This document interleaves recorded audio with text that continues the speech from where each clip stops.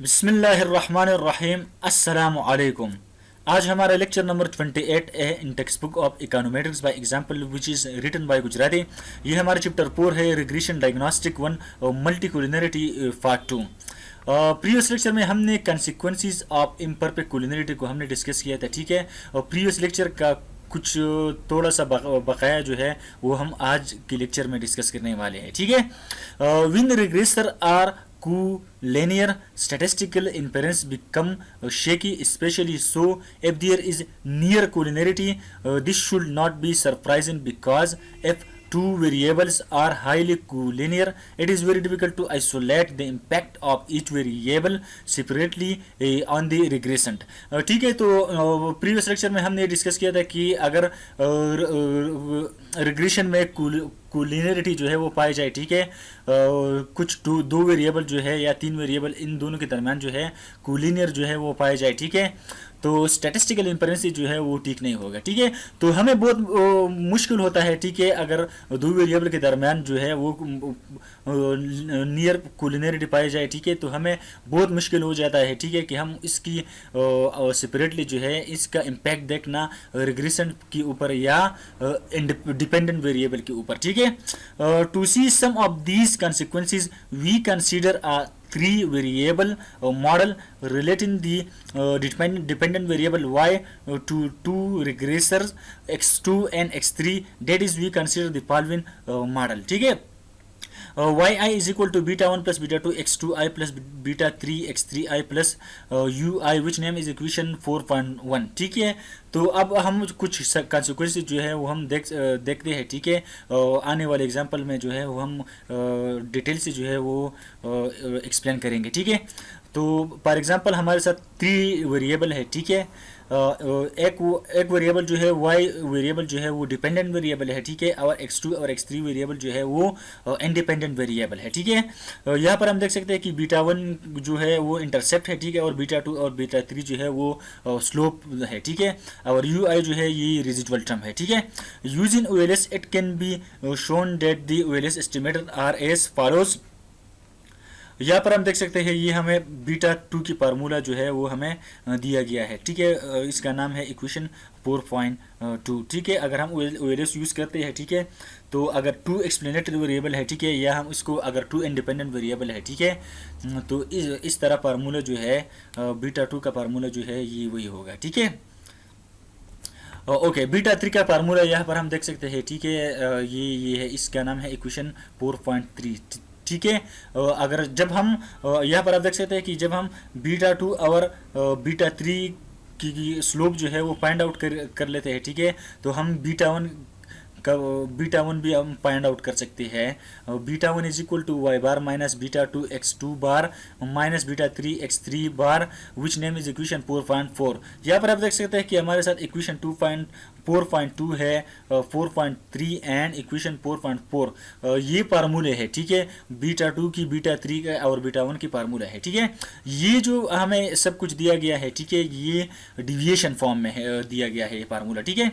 Wear the variables are express as deviation from their mean values, that is yi is equal to y minus y bar, x2i is equal to capital x2i minus x2 bar and x3i is minus x3 bar, ठीक है।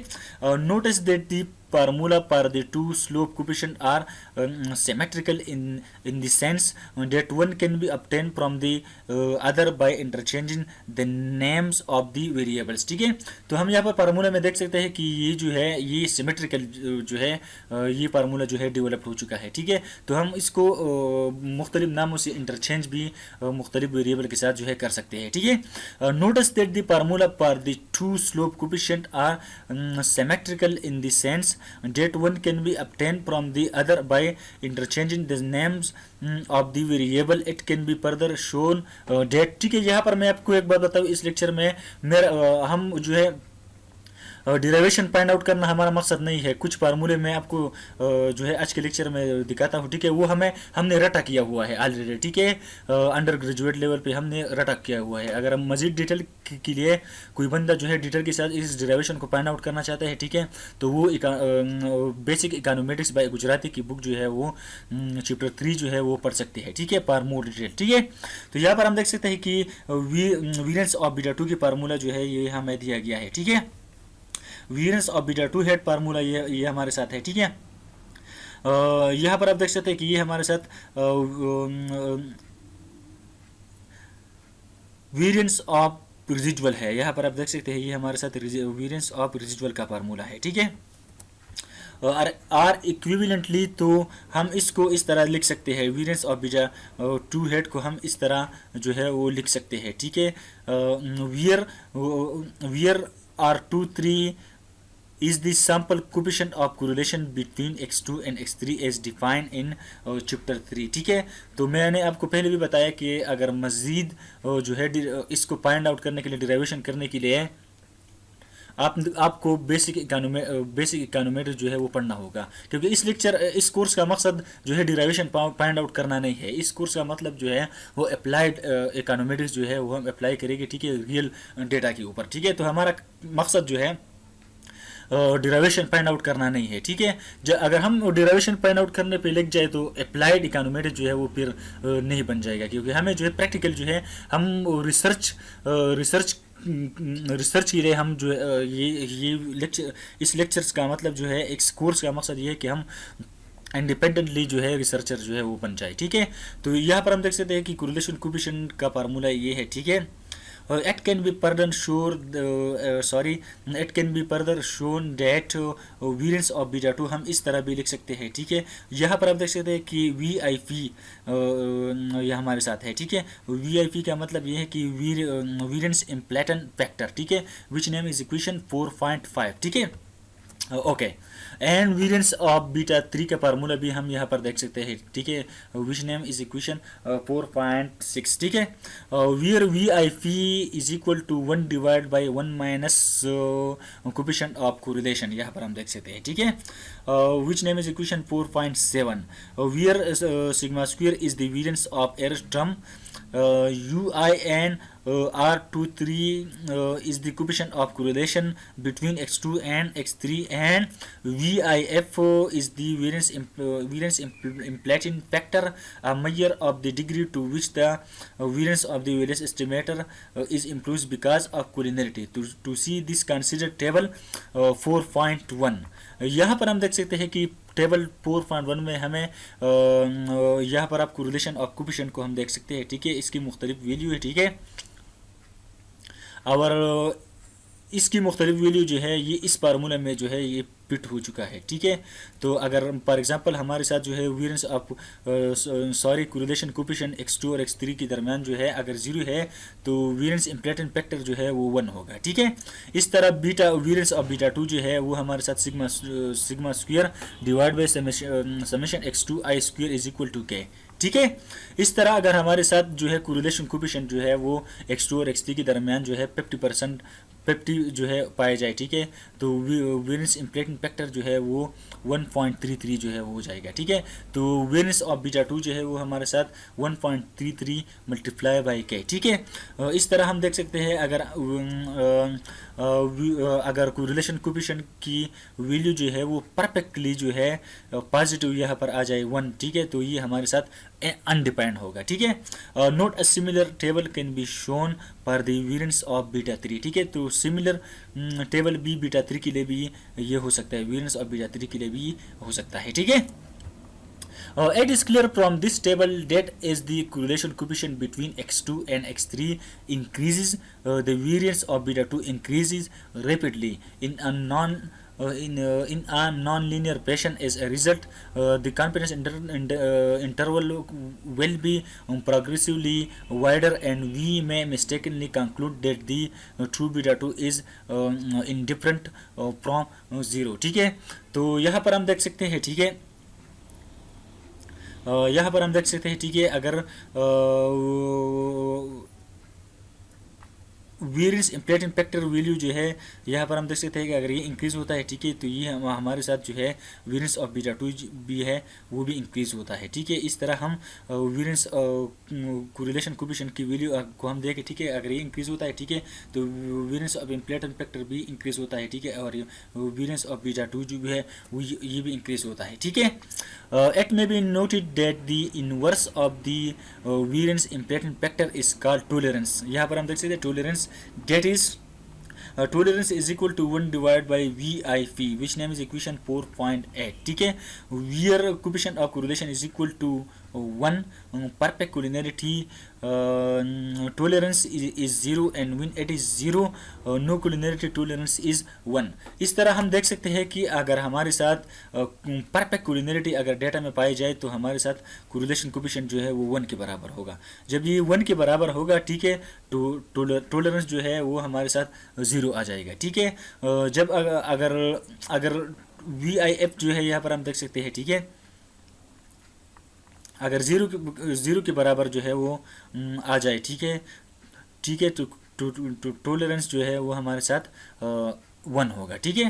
The VIP formula given for the two variable regression can be generalize to the K variable regression model and intercept and K-1 regressor as follows, ठीक है।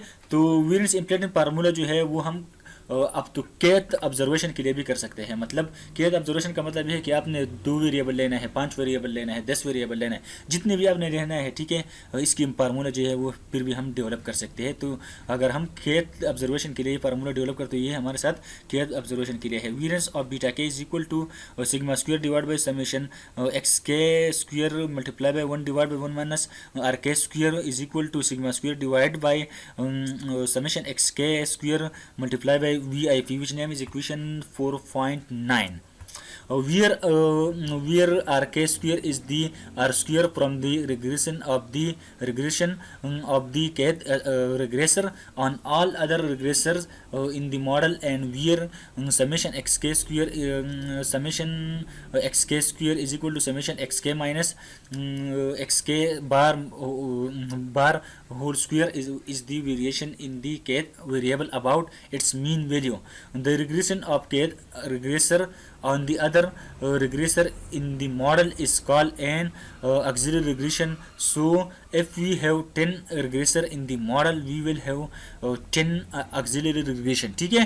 तो यहाँ पर हम देख सकते हैं कि आर के स्क्वायर जो है ये हमारे साथ आर स्क्वायर है from the regression of the kth regression, ठीक है।